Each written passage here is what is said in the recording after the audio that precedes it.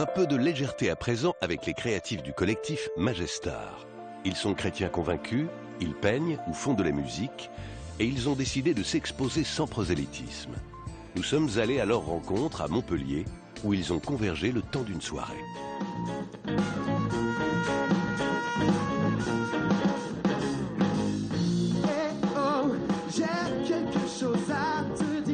Le message qu'on veut faire passer, c'est qu'on peut vivre sa foi de façon créative, que l'art peut en faire partie.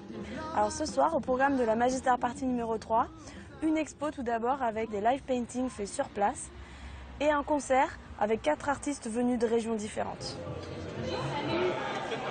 Moi-même, je ne suis pas artiste, mais je trouve que c'est un challenge aujourd'hui de pouvoir allier à la fois l'art et la foi. Et, voilà, je suis intéressé par en savoir plus, quoi. Majestar est un collectif d'artistes chrétiens, pour la plupart issus des églises protestantes évangéliques. Il est composé d'une vingtaine de membres, professionnels et amateurs, partageant leur foi et leur passion des arts visuels. Ce qui m'intéresse, c'est les personnes. Je me retrouve dans les personnes et j'aime aussi partager qui je suis. Je crois que Jésus était particulièrement proche des personnes.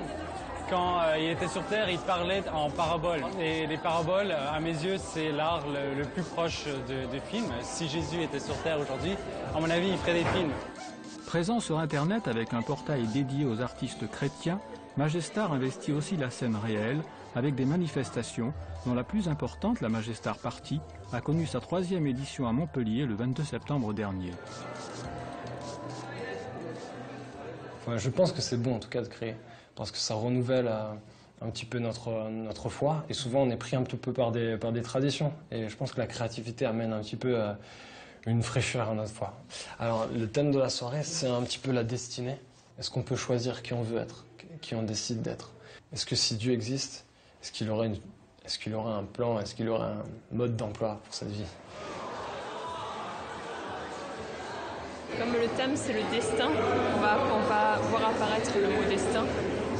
On pourrait voir des chemins qui s'entrecroisent, qui pourraient faire penser au chemin qu'on peut prendre dans la vie. En fait, moi, mon chemin, j'ai décidé de suivre Dieu. Je renoncerai à ce chemin pour vraiment rien au monde, parce que ça m'apporte tout ce dont j'ai besoin, ça me comble complètement. Aujourd'hui, on a besoin d'incarner tout ce qui est le message de la Bible, le message de l'Église, mais d'une manière complètement moderne. Donc, pour moi, je trouve que c'est exactement ce qu'il faut. C'est exactement ce qu'il faut que l'Église fasse aujourd'hui. Communion en réseau, communauté d'artistes, de plus en plus de jeunes chrétiens inventent de nouvelles façons de faire Église. Le 22 septembre à Montpellier, ils étaient près de 300 à découvrir ces nouveaux chemins de foi.